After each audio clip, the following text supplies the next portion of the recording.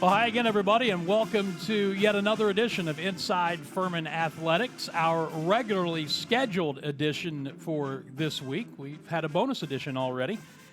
It's good to have you back with us. It's good to have Robert Gary here. He is the head coach of the cross-country and track and field teams here at Furman, and they are heading down the stretch of the spring portion of their schedule toward the SoCon championships on May the 6th. It is good to see you, my friend. Thank you for having me.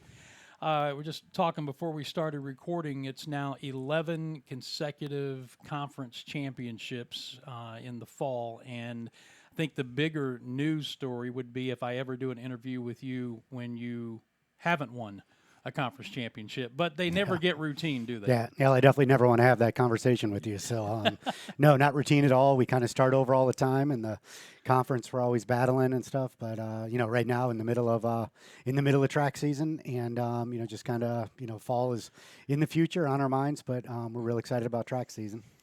So, how does that transition go for you from cross country in the fall to what you do in the track portion of the schedule in the spring? What's that transition like?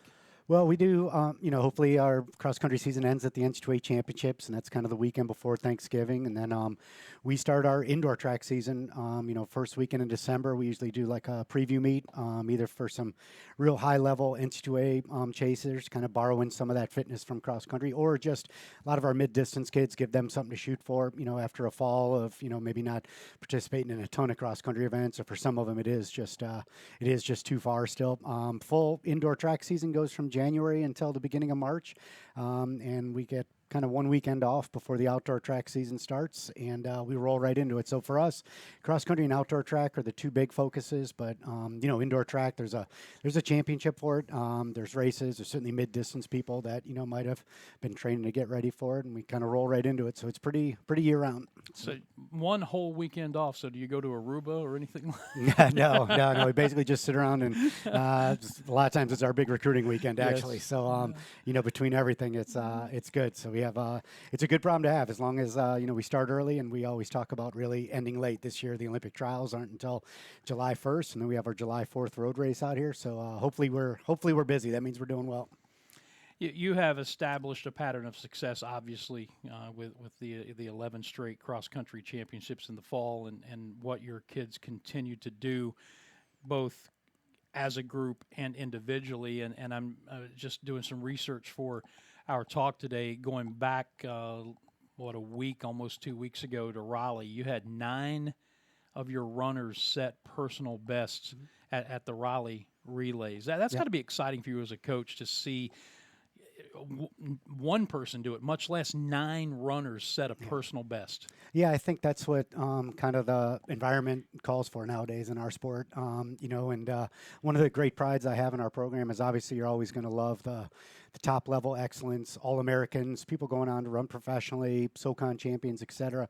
But the other thing is that we really try to we have a bit of an unwritten rule, I think, whereby, you always have to have some kind of goal. It's one of the best things about our sport. Nothing motivates like a personal best.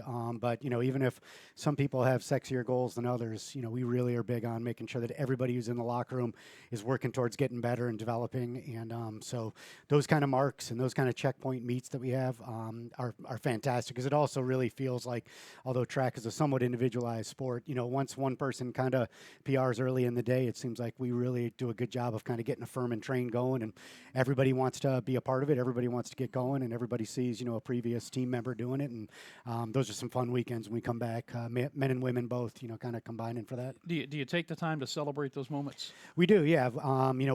Since we always have something, I think one of the traps that we sometimes fall into is we're always pushing on to the next thing. And to be honest, we have a group of kids, kind of assembled that are kind of built like that, whether it's in the classroom or really anything that they're doing. Want to always go kind of 110%. But we do try to make sure that at our Monday meetings, we kind of recount, all the great performances that were, held. And that's from top to bottom, whether, like I said, someone's qualifying for the NCAA meet or just setting a PR as a walk-on that wasn't sure if they were going to make it or whatever. So, yeah, there's great successes, I think, all along the way. I think that really motivated the entire program. Well, the two names that jump out, I think, as far as your program are concerned right now, at least fans who are looking at what's happening. Sierra Bauer on the women's side and Cam Ponder on the men's side. We'll talk about them in a moment, but there's obviously a lot of depth to your program. Otherwise, you wouldn't be doing what you're doing. Yeah, and I think those are good stories. Both of them have. It's not like they've been, just stars from get go and off you go. Cam obviously came in as pretty heralded and moved forward. But has also had a pretty horrific surgery with the Haglund's deformity that kind of had him out for almost a full year basically of not running, and another 6 months of some weird having a flat tire basically as a foot.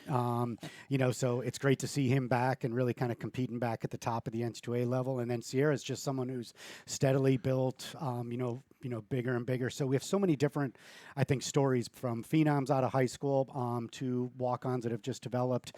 That there's kind of always somebody you can kind of point towards and say, hey, isn't that what you want to do, or isn't that's the same trajectory you're trying to get yourself on. So yeah, I mean, Sierra right now is a reigning SoCon runner of the week and the month. Yeah, that you can't do much better than that. No, and also she ran 16:03, which automatically that qualifiers her for the first round of the NCAA championships, which she's never done before. So making those jump ups. I think a lot of people love cross country at this program, but track is a great indicator and accelerator of kind of where you're at and how you're doing. For both programs. So. And again, the track program here is mostly centered on the distance runs, right?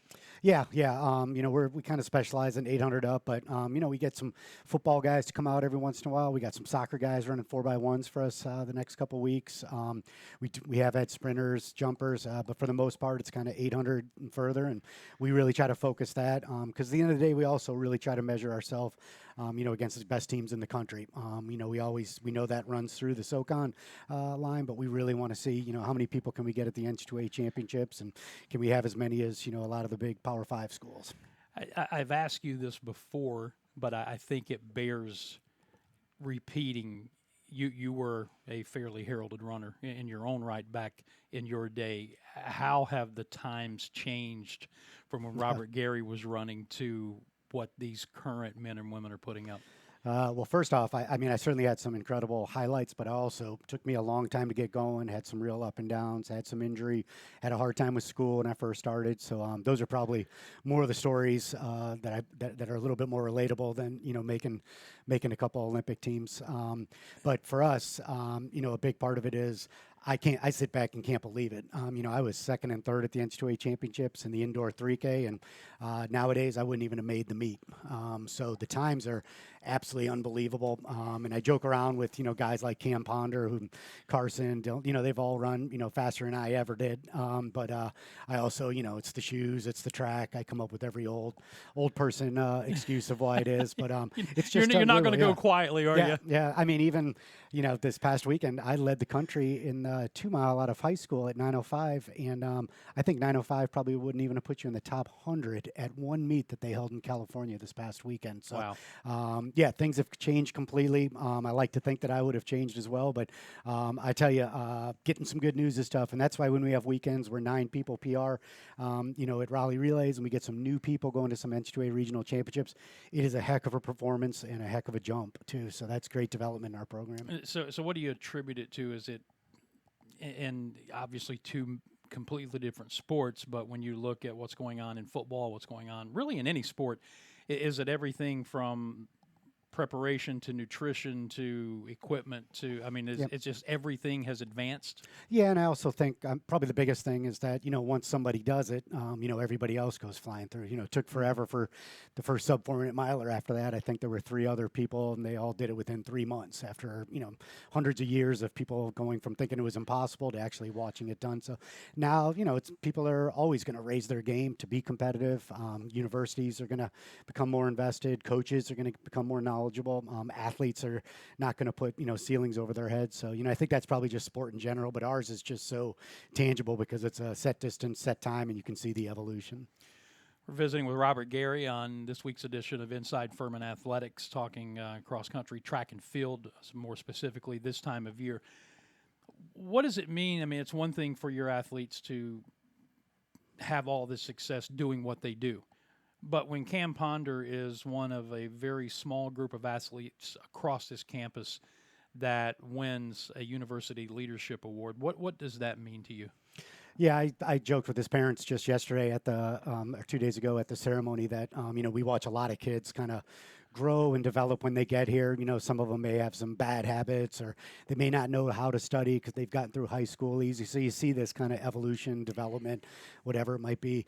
Guy like Cam Ponder has walked in, and although he's run considerably faster than he did in high school, Cameron as a person has just been unbelievable since he walked in the door. Real credit to his parents. I mean, if every kid, every student athlete you ever worked with had that kind of positivity, team enthusiasm, etc. But I can tell you that sitting in that stands, Reed and I both looked at each other and said, "This is just unbelievable." The people that are at this campus, the kind of people, what they're involved with, what they're doing.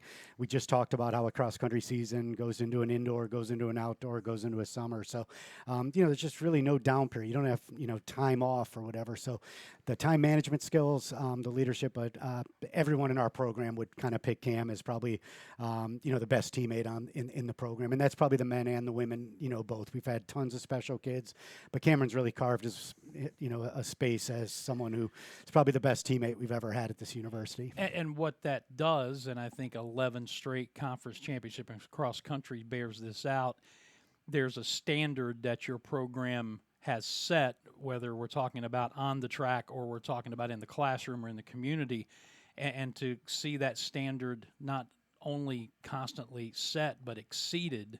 I mean, that's what you want as a coach. Yeah, and also, there are times where if I have any criticism of Cameron Ponder, it's sometimes he just doesn't have that killer instinct because he's so concerned about what all his teammates are doing. Now, that's a pretty good problem to complain about as a coach or whatever, but, he loves doing things when everybody's there, workouts where there's 10 guys, kind of all grouped together, at least at the beginning of the session. This is the kinds of things that he just loves, and so he's really good at kind of bringing someone along with him. Who are some of the other names that, as we head down the stretch toward the SoCon meet in May, that our fans need to be paying attention to? Well, on the men's side, we have kind of an older group and a younger group. So in the older group, we finally have returned Gabe Montague to some good amount of running. Dylan Schubert and Carson Williams have been, right there with Cameron as far as, NCAA representation, times, All-American certificates, et cetera. But also a nice little pocket of freshmen that I think are doing really well. Braden Seymour just had a really nice breakthrough in the 1500 this past weekend, and he's someone who we think can be pretty close to sub 4. And, there's still some magical markers, and, sub 4 probably isn't what it used to be, but for a true freshman to be kind of loading up and heading out this weekend to try to do it, I think that's a really good, freshman year. On the women's side, we have we have an older group of women for sure, have a huge recruiting class coming in, but this older group of women have done a tremendous job. They made the NCAA championships this past cross country season. We're ranked pretty high, throughout the season, and they're all starting to have some track times that are keeping up with those cross-country performances. We mentioned Sarah Bauer, but Abigail Robertson, Kaylee Armitage, Megan Marvin, and Cameron Winterston in the middle distances. I think those are really great standbys as far as, people that can qualify for the NCAA regional. And then all of a sudden you look up and we have 10 or 12 people going to the regional championships, and that's as much as any program in the country in the distance area. So for us, those are things we still try to measure ourselves against.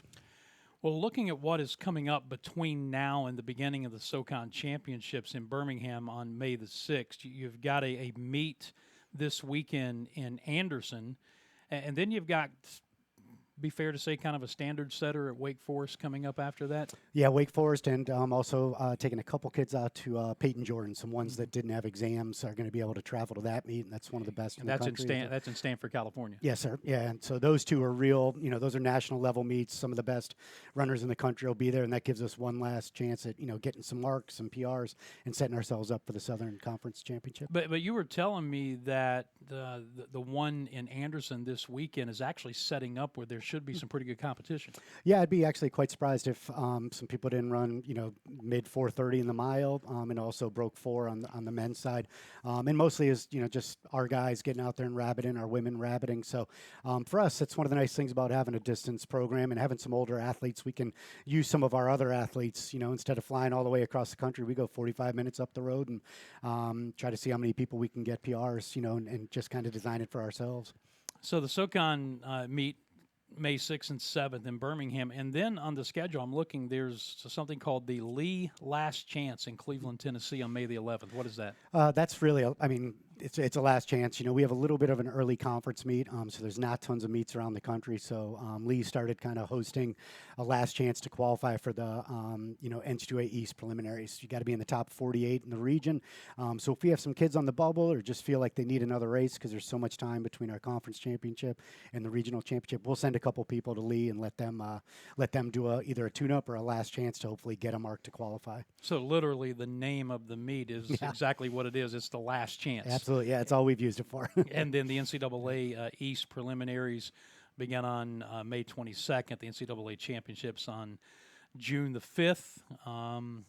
And then you start your focus back towards cross country, right? Yep. Well, we got an Olympic trials in there too. That if we don't have that on our schedule, we're really hoping we have five current people, running that, and so that's kind of leads into the beginning of July, and hopefully to go along with some other alums that we've had from the program. They're going to be racing out there. So exciting week out in Eugene too.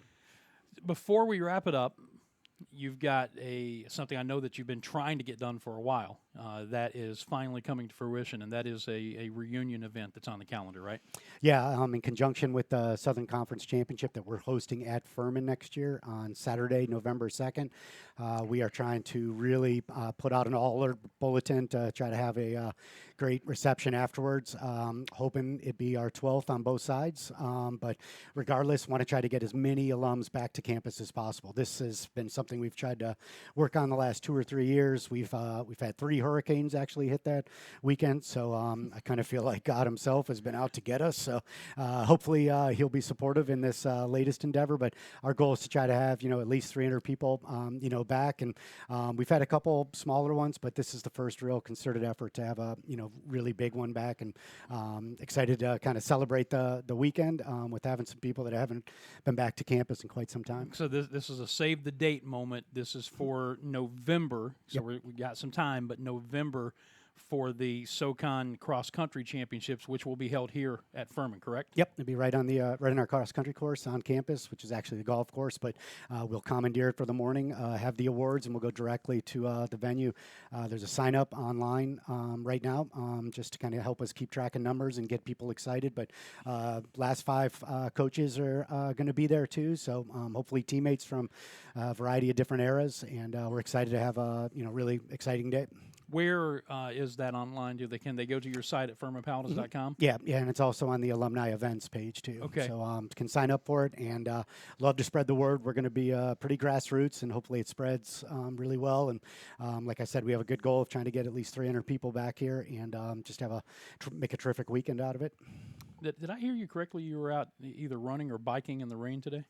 Yeah, early morning down on the Swamp Rabbit. It wasn't great weather, so we've had some really nice days. But this morning wasn't fantastic biking with the team. So. But you got to push through it, though, right? Yep. Got to do as I do, not just as I say. So, there you go. I like it. Good stuff. It's always good to catch up with you. All right. Thanks for having me. The success is well documented, but just hoping that it continues. And I know that certainly the work is being put in to make sure that happens. Yes, sir. All right. That is going to take care of this latest edition of Inside Furman Athletics with Robert Gary. Again, you can go to FurmanPaladins.com, the cross-country page, or the alumni page, and find out more about the reunion coming up in November. We'll be back again next week. Thank you for joining us. Until then, for Robert and all of us at Furman, I'm Dan Scott saying God bless you, and so long, everybody.